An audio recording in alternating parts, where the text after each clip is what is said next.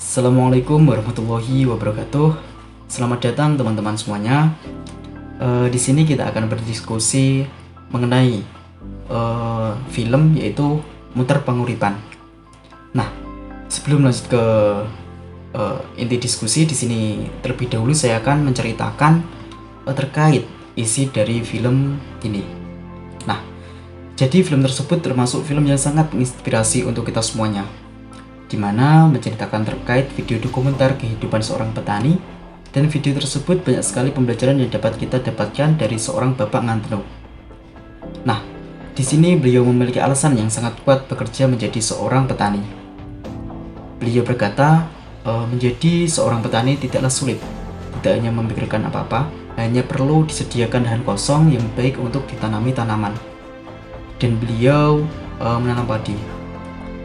Kata beliau, banyak hal yang membuat beliau itu menjadi seorang yang sangat senang dan bahagia. Cukup ketika melihat tanaman padinya tumbuh hijau, itu sudah membuatnya senang. Ditambah ketika musim panen, itu luar biasa. Menurut beliau sangat membuat perasaan beliau itu bahagia, dan kehidupan lebih bermakna. Dari sini kita tahu, menjadi seorang petani menurut Bapak Nganteno seperti menjadi seorang raja. Kenapa? Jika tidak ada seorang petani, maka banyak masyarakat Indonesia yang bingung. Nah, kenapa bingung? Karena tidak ada bahan pokok yang tersedia nantinya. Nah, dari beliau juga kita belajar bahwa apabila di suatu masa nanti ketika kita menjadi seorang petani mengalami masa gagal panen, kita harus tetap sabar. Kenapa? Karena itu semua jalannya yang diatur oleh Yang Maha Kuasa. Tetap yakin dan berusaha bahwa di masa yang akan datang, panen kita akan lebih baik lagi. Nah, seperti itu. Nah, namun di sini ada nilai-nilai Pancasila yang perlu kita petik nih teman-teman. Terus kira-kira di sini Mas Ilham dapat menjelaskan nilai Pancasila apa yang dapat kita petik dari film tersebut. Silakan Mas Ilham. Menurut saya di sini ada beberapa keterkaitan antara video dengan nilai-nilai yang ada dalam norma Pancasila, terutama pada sila pertama atau sila ketuhanan yang Maha Esa, di mana di dalam video ini petani selalu merasa bersyukur kalau hasil dari jerih payah bertaninya berhasil atau panennya berhasil, dan kalau panen gagal, beliau terus mencoba lagi dan optimis akan keberhasilan panen kedepannya. Dan di sini kita diajarkan akan sikap optimis atau senantiasa berprasangka baik terhadap Tuhan dan tidak berburuk sangka kepada ketetapannya. Dan di dalam video tersebut, beliau yakin bahwasanya di masa depan atau di musim yang akan datang, pasti musimnya akan bagus lagi. Nah, di sini membuktikan bahwasanya beliau sangat percaya dan yakin atas sesuatu yang Tuhan berikan kepada beliau, yang telah mengatur segala kejadian yang ada. Itulah yang dapat saya sampaikan terkait nilai-nilai Pancasila yang terkandung dalam video ini. Silahkan Mas Akid, saya kembalikan. Nah, terima kasih banyak Mas Ilham yang telah menjelaskan nilai-nilai Pancasila yang berkaitan dengan film dokumenter tersebut. Nah, selain nilai-nilai Pancasila, di sini teman-teman juga perlu tahu nih, bagaimana analisa terkait kebijakan pemerintah terhadap kesejahteraan para petani di Indonesia. Bagaimana nih Mas Agus pendapatnya? Silakan Mas Agus. Oke, di sini ada beberapa upaya kebijakan yang dilakukan oleh pemerintah terkait kesejahteraan petani di Indonesia, yaitu seperti yang pertama, kebijakan pupuk, benih, dan alat pertanian yang bagus, yang berarti peningkatan teknologi pertanian dan juga penggunaan pupuk harus ditekankan penggunaan pupuk organik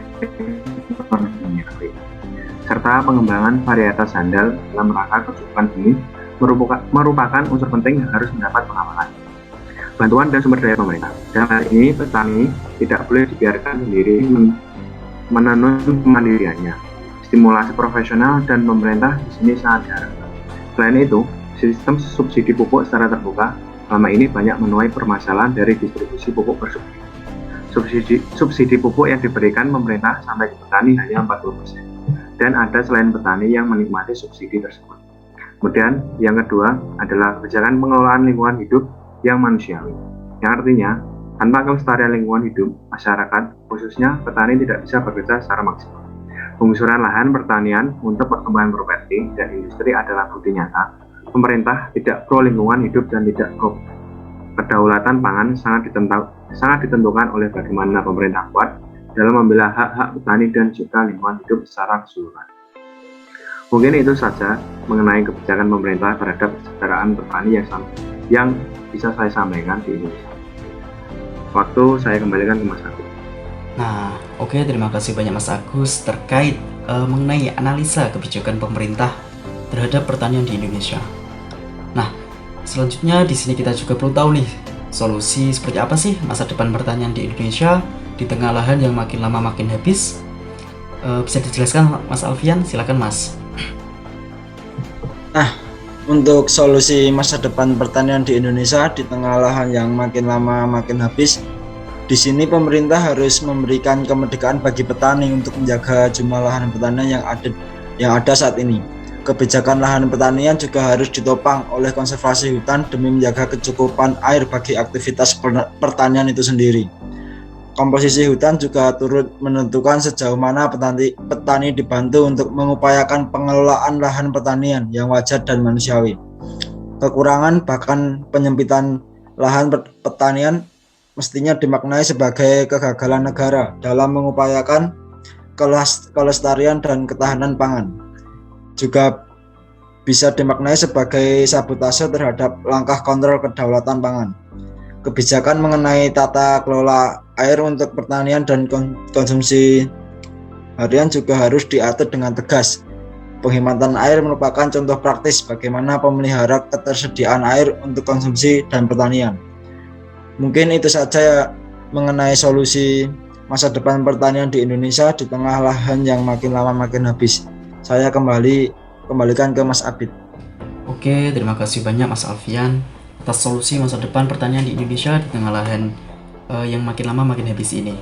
Nah, selanjutnya nih, yang terakhir ada Mas Elga. Bagaimana solusi terkait anak muda Indonesia yang enggan bekerja di sektor pertanian? Gimana Mas Elga? Silakan Mas. Menurut pendapat saya sendiri ya, di sini saya punya beberapa saran ataupun solusi bagi yang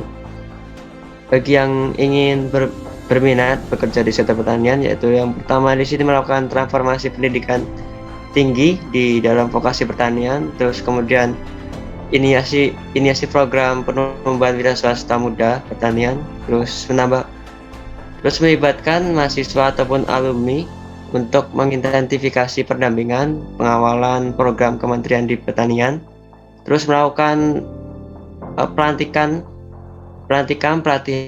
dan membagi magang bagi pemuda tani dalam bidang pertanian, kemudian mengoptimalisasi penyuluhan untuk mendorong dan menumbuhkan kembang pemuda tani.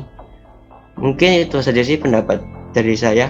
Sekian untuk pendapatnya, kembalikan ke Mas Abid.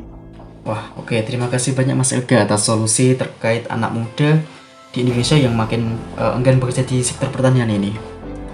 Nah, mungkin itu saja sih diskusi pada kali ini.